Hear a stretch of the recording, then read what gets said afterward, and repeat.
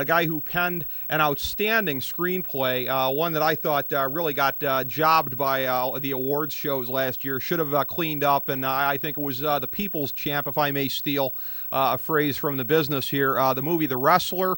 He's got a current movie that just came out over the weekend. A big fan with Patton Oswalt, and very, very versatile writer. Again, former editor-in-chief of The Onion. This is a guy who really can do it all. We're pleased to welcome into the FDH Lounge Robert Siegel. Robert, welcome to the program tonight, sir. Hey guys, good to be here. Can you hear me okay? Yes, we can hear you fine. Love to have you in here tonight. It's great to have you in. We just talked with Mike Mooneyham in the last segment here, a guy who covered the pro wrestling business, who has for 3 decades plus. We do a fair amount of wrestling talk on the program from time to time. We had on Brutus Beefcake, who was part of a roundtable that critiqued the Wrestler movie when it came out. I know that you and Darren Aronofsky had to be very pleased with the fact that the boys, the guys who live this stuff, really felt like that movie struck such a chord. And I've never really been in the business. I've participated at the periphery of an independent promotion, just doing a little ring announcing and stuff like that. I've never been one of the boys, but I've just been backstage here and there enough. I mean, you guys really nailed it with that movie, and your writing in particular, and I'm sure it must make you feel good to hear the guys who've lived it say that. Definitely. More than pleased, relieved, because I did not want to be the guy to get it wrong and have all. You don't want to have Rowdy Piper angry at you for doing a crappy Hollywood version of the sport. So it was really important to me and Darren to both try to really portray it as realistically as possible. Definitely. It could have gone that way too, yeah. Had you guys not put everything that you had into it, yeah. I mean, failure. That banana peel was right there. If you guys didn't dot all the I's and cross all the T's, and you did, and you avoided that. Just out of curiosity, in your life going into that, what was your level of fandom of the business? How familiar were you with it, warts and all? I'm pretty. Sorry, there's a train going by. I'm outside. Can you hear me? Oh yeah, we can hear you fine, Robert. Thanks. I'll just shout. I was 15 in 1986, kind of around the peak of Hulkamania. So that right there is that's my main qualification. When I was a teenager, I was pretty into wrestling. I grew up on Long Island. I would go to Nassau Coliseum and go to matches. But I honestly wouldn't say I'm a hardcore fan or even. I keep up somewhat, but mostly, definitely my peak years of wrestling fandom were probably mid to late '80s, like a lot of people my age. That's when I know first all those got. Guys. I have like a fondness for it. I could any of those names, any of those old guys, it just kind of makes me smile. I'm a very similar age, Robert, and that's when I got into it as well. And there were some things in there. I know this wasn't anything necessarily that you put into it, because this probably wasn't a writer contribution to it. But during the opening credits, for example, the faked up Apter mags, the Hot Seat 87 with Randy the Ram, that kind of stuff right there just made me smile. That's because Apter mags and everything like that, that's what you grew up on in the 80s. That's what we had before the internet. I read a lot of those old magazines, yeah. I love that stuff. Oh, great stuff. Great. And one of my favorite pieces of dialogue from that there, and it was so deadpan. I hope I wrote it. Let's see. Well, when they're backstage, and I heard a couple of kind of knowing chuckles in the theater there, which led me to believe there were probably some indie wrestlers that were in the theater, because I went on opening day in Cleveland, so there probably were some indie guys that were there. The part where they're backstage and they're working out the stuff, the rough outlines before the show, and the one bad guy is like, okay, I think I'll probably work the leg most of the time. The other guys are like, don't work the leg. So-and-so works the leg. Yeah, work the neck. You do the neck. Work the neck, yeah. No, that was real. I was afraid. I cannot take credit for that. That's all. We used all those guys we used in the movie. We worked really closely with a promotion called Ring of Honor. And I don't know if they get out to Ohio, but it's like a regional What's the big one out there? Is it Ohio Valley? Isn't there one? Yeah, that's more downstate. That one makes Ring of Honor's made it out here a few times, and I've caught them a few times when they've made it out here. The thing that's kind of funny too, and this is, I'm probably copping to a certain level of wrestling nerddom for saying this, but it was almost like an inside joke because Ring of Honor is like the purest promotion, pseudo Japanese and everything. Ring of Honor in real life's not using any Randy the Ram Robinson, so that was like an in joke that I thought was kind of funny. Oh, okay. Okay. I don't know if it was intent. You mean because Ring of Honor wouldn't usually have like the kind of the old washed up guys? They don't do nostalgia. That's like their thing. Like we don't do nostalgia. You're not going to see Greg the Hammer Valentine or Jimmy Snuka on our cards or anything like. So it's kind of like one of the. That's funny that it was an unintentional thing. I took it as. No, I didn't even know that. I don't. I mean, I went to a lot of those matches. Researching before I started to write, and it seemed like every single match, Nikolai Volkov or Jimmy Snuka or King Kong Bundy would show up. Yeah. Tito Santana I came across a few times, and I didn't really notice. I guess I didn't notice that Ring of Honor didn't really do that. But no, that wasn't. I don't think that was intended as an in joke though. Oh, okay. I'm glad it worked. Oh, that's funny. I brought that up. Yeah, I took it that way. I took it that it was like an inside joke to the hardcores. But that's the one. Yeah, no. Okay. Well, it was a great movie. I loved it. I mean, I was affected by it. On many levels. I mean, I was entertained. It's a compelling personal story. There are parts of it that are sad. There are parts of it that are triumphant. But I mean, it's been all in all a heck of a year for you, Robert. With that coming out and it's sort of bookending here with Big Fan hitting the theaters last week. I know you've been doing some publicity for that. You, Pat, and Oswalt. I read the interview that you guys did for Deadspin, and that's how I learned a lot about the movie. And you guys you've had a heck of a year personally. What's that? You've had a heck of a year personally, being bookended by these two movies, Robert. Yeah, and I even somewhere in there I even had a baby. Oh wow! I didn't give birth, but my wife did that part. But I like to think I contributed. Well, 9 months earlier, anyways. But this is this movie that's out. Here's what I find interesting. I was talking to somebody here at the station today. I learned this in reading one of the interviews you and Patton had done. You look at him, just stereotypically, I mean, he looks like a guy that could be a big fan. He looks like, he's got the rumpled look to him there, like he could be that guy in the stadium. And in real life, he's really not that big of a sports fan. That's one of those things that it almost seems kind of counterintuitive when you just glance at the guy. Yeah, no, and that's a big reason why I cast him was I wanted him to look right. I hate in movies when they, the character's supposed to be kind of a doughy, loser type, or and they get Brad Pitt to play him, and maybe he gains like 6.5 pounds for the role, and they mess up his hair a little bit, and we're sort of expected to believe he's like a nerd who lives with his mom. I just thought Patton was really believable, and the fact that he's not a sports fan, it wasn't really a big issue because Patton is, even though he doesn't know anything about sports, he's a huge. He knows a lot about other forms of obsessive nerddom. He's a big comic book guy. He goes to Comic-Con every year. He's actually kind of a god in that world.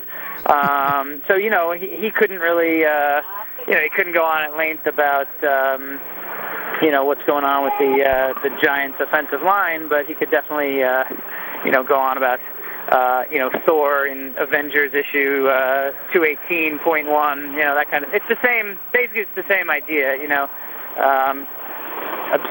Nerdy obsession. Whatever it is, it kind of translates. So he definitely got it.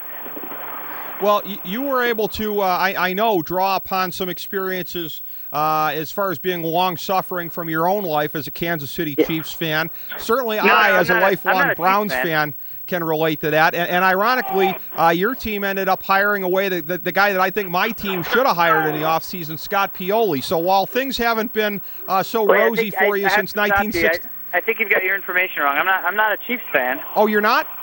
No, I'm a Steelers fan. Oh, hey, that's a little better. You. All right. Well, I read this from the Deadspin interview. Okay. No, I think I was saying. I was talking about. She asked me why I chose the Eagles for there's a rivalry in the movie between a Giants fan and Eagles fan on sports radio, kind of a trash-talking rivalry. And she asked me why I made the bad guy an Eagles fan. Okay. And I said just because that makes it better. Eagles fans are kind of they're kind of animals, Okay. They're kind of vile. And I would say that to them, and they take that as a compliment. So. Okay. Oh, God, they're one of those teams that has. I mean, the Browns are right up there. They're just one of those teams whose fans are kind of known for being particularly crazed and intense. And I just said Chiefs would not make a good. Okay. I was just randomly picking the Chiefs as an example of a team that wouldn't make a good. Okay. Bad guy. All right, I misread the context of it. Oh, dear God, I'm talking to a Steeler fan here. I was, I'm no longer long suffering. We're doing pretty well, but I definitely had a dry spell from about 1980 to I'd say 90, right before Cower got there in '94. So there were some lean years, but now we're looking pretty good. Yeah, my heart bleeds for you, Robert. That must have been a tough 14-year stretch. But anyways, so that's you've been able to draw upon this. Then I think If not from your own experience, then observationally from other people here. It had to be an interesting thing to put together because again, I don't think we've ever really seen anything on this scope cinematically as far as somebody trying to take on a character such as this in this way. And I'll bet it was one of those things where when you were doing it, you were probably wondering why the hell not? Because this is a story, it seems to me, that was crying to be told out, to paint a picture of one of these guys. Yeah, it's kind of amazing. In that way, it's a lot like The Wrestler. When we were working on that, we thought, there have been so many great movies about boxing and other sports, and no one has really taken wrestling seriously. There have been a couple of sort of stupid movies about wrestling, but it's never been kind of treated, explored in any kind of serious way on screen. So it felt like that whole world was just right there for the taking, And it was really the same thing with this, I mean, and it's even more amazing with this, just the idea that, this is about sports fandom. It's about a football fan, but just the whole world of sports fandom, which is such a huge part of American culture. There's really never been, there was Fever Pitch and there was Celtic Pride, but kind of a serious drama that really looks at it in kind of an, artistic way. Not to be pretentious, but you know what I mean. It's never been done, so I felt like, wow, this is huge subjects, this great world that no one has ever really claimed in a movie. So yeah, I think it's a great subject. I don't really know why there haven't been more fans. I don't know why there haven't been more movies about sports fans, truthfully. It is kind of strange because I think back a couple of years ago. I know Jimmy Fallon did it in like a romantic comedy kind of a way, but that's where the sports fandom was almost secondary to the interpersonal story. The more I think about it, the more it seems strange, and I think the more fortunate it is. You were the first one to this subject matter here. I mean, this is whatever comes after this really is going to seem derivative because in a lot of ways you made it there first. Yeah, I mean, the rest of the world had about 60 years to do it, and so their fault for sleeping on it. But I don't know why. It's a weird thing. I mean, Celtic Pride was kind of a broad comedy, and Fever Pitch is sort of a Hollywood. I've actually never seen these movies, so in all fairness, I shouldn't malign them. But they're not. I wouldn't say they're like serious. Serious dramas about this stuff. Well, something that I'd like to draw out a little bit more as far as the approach in this movie, and as far as the big fan, following New York area teams here, the decision to use the Giants' name in here. I mean, you explained it actually in the interview you did in Deadspin here, that because of the First Amendment, you were able to do that. Now, obviously, it's going to preclude you from merchandising reasons and anything like that, licensing from specific use of logo or whatever. But that seems to be a real misnomer out there, that if it's going to be, like the New York Starships or whatever, and then I think busted that so much. I can't stand movies when they're, the New York Starships versus the Washington Wizards. And as a sports fan, it just takes me out of out of the reality of the movie. I just can't get into it. You see a New York baseball team wearing purple uniforms. It just feels so fake. Usually studios just don't think it's worth the risk. And for me, I wouldn't have made this movie if I had to make it fake, because these teams are part of, it's not just a sport. It's these actual teams have, significance, and they're part of our culture, and they're part of the culture of each city they're in. No, they really are, and it's really ingrained into it. And again, I'm just curious what you think as far as what people are going to take away from the movie and seeing the existence of somebody like this. I can tell you, being in Cleveland, okay, obviously, you're not going to be surprised to notice I've seen this guy, okay? I mean, I whether it be, in bowling alleys over the years and leagues that I've been in or anything like that, I know this guy. The guy who lives for 8 Sundays a year, and hey, his kids might be, dressed up in rags going to school, but he's got enough money to pound 8 beers at the football game on Sunday and everything like that. And I'm a huge sports guy, Robert, have been all my life, but I look at those kind of guys with like, geez, I can't quite believe that. Are people? Is this movie going to evoke? Would Big Dog fall into that category? Isn't he the super fan out there? Let me tell you something. Big Dog, in reality. And it's kind of under the surface, but he's hated in this town. Nobody likes that guy because he puts himself over. He tries to get himself over at the expense of the team. And look at me, I'm the obese guy, getting on camera with the mask and everything like that. So I think he's a good example of what you're talking about right there. And he's not a well-liked figure in this town. I'm curious. Are people going to take away that sense from the movie of, geez, I can't believe people actually choose to live their lives this way? Well, it's not intended. It's not intended as any kind of condemnation of the guy. Right. No, not by you. People who walk out of the theater, they generally tell me, they know that guy, and oh my God, they never say that's me, but they always say, I totally know that guy. It's just meant to be something,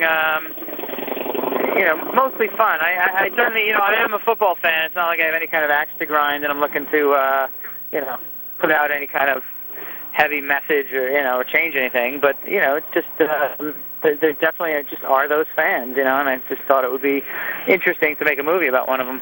Oh, not that you're trying to evoke that, but just in terms of are people going to think that as they leave the theater? I think what it's similar to also, I've had this experience with a couple of movies in life. Same one with School of Rock, okay? I went to school with that guy, all right? I know that guy, so there's that sense when you leave the theater of, geez, kind of, wow, what kind of a life is that, But I know that's not anything you're trying to evoke in people. If anything, it seems as though you're painting him in a sympathetic light and, a guy who, ultimately at the end of the day means well, regardless of, how the actions come across, but, not a guy who's certainly not trying to come off like a jerk. Yeah, and I don't feel bad for the guy. I have a lot of love for this character. He might go a little too far, and he's definitely obsessive. But he's got something. A lot of times when in movies when the lead character is a quote unquote loser, you can kind of feel that the director hates the guy and is kind of beating up on him and using him as the butt of his jokes. And I don't really intend it to be that way. For me, I really admire him. He's a guy that has something that makes him happy. And it's sort of like the wrestler in that, people don't necessarily, the society as a whole doesn't necessarily respect a guy who built his life around running around a ring in tights or living and dying by a football team. But, I just feel like who are we to judge? If he's happy and it makes him happy, then great, so be it. That's a really good point because to my mind, the biggest heel in the wrestler was the jerk guy at the supermarket that the Ram worked for, who was always making fun of him about what he did on weekends. So that's a very good point as far as the relatability of these characters. Well, through these movies anyways, it's interesting because you seem to be looking at characters who, I'm not going to say it would be too strong of a word to say marginalized by society, but guys who are certainly not in the mainstream of society. Yeah, when you look at a sports fan, to say guys on the fringe. On the fringe, yeah. I mean, it sort of begs the question, Robert. What do you got up next, and is it going to be probably something along the same lines? It's a tricky balance because if it's working, you want to kind of keep riding it, but you don't want to. But you got to also change it up a little bit. I don't want to seem stuck in a rut. So I don't know what I'm doing next. I do know I'm attracted to these kinds of characters. Definitely, it's not an accident that both movies are kind of about these guys on the margins of society. I'll try not to make the next thing about sports, just so I'm not so I don't appear obsessed. But no, I don't really know what I'm doing next. But I enjoy making these kinds of movies, though. I'm a big, like I said, I'm a big sports fan, but I don't feel like every sports movie has to be about the captain of the football team and he or somebody who hits a home run for the kid dying of cancer and he's carried off the field on his teammates' shoulders at the end. I definitely think there's a place in the world for to remember the Titans and Rudies and Hoosiers and those types of movies. I also think a little bit more reality is a good thing. Sure. Well, we enjoy watching those movies. The public, they're great entertainment for us. As I say, it's been a heck of a year for you with these things coming out. And Robert, we always love to give our guests a chance on this show to plug anything. Anything else in particular, aside from the fact that people should go see Big Fan, currently in theaters right now? Anything else right now for you to give the plug to? Well, let me just stick to Big Fan. It's not. I assume most of your listeners are in the Cleveland area. It's not playing in Cleveland yet, but it definitely will get there. So file that away, and then in the meantime, you can go to bigfanmovie.com, and it's got a list of the places where it is playing and the trailer and all sorts of information on the movie. But it will definitely find its way out to Ohio one of these days. Just keep checking. No question, and you know what? It'll be worth the wait, just like The Wrestler was. I was in the theater the first day The Wrestler made it here, which, ironically, how strange was this? 25 years to the day that Hulk Hogan won the WWF Championship for the first time. That felt really weird going to the movie on that date, a movie that was about the residue of the 80s. That was opening night of the movie? That was the opening night in Cleveland. How about, what was it, January 23rd, I think, 2009. Oh, you're kidding! Wow, no, I had no idea. That's cool. Yeah, it felt weird. Yeah, with that 80s residue in the movie, to know that was the anniversary. So yeah, it was worth nice. the wait. I didn't know that. I felt impatient for it to get here, but it was worth it. I'm sure the same thing will be true with Big Fan. And Robert, we love your movies. We love to talk about you with anything that you got coming down the pike. I'd love to have you back on again sometime, sir. As soon as I come up with something, I will definitely give you a call. Great. Thank you so much. Robert Siegel, everyone. Great film writer, and pleasure to have him on the program.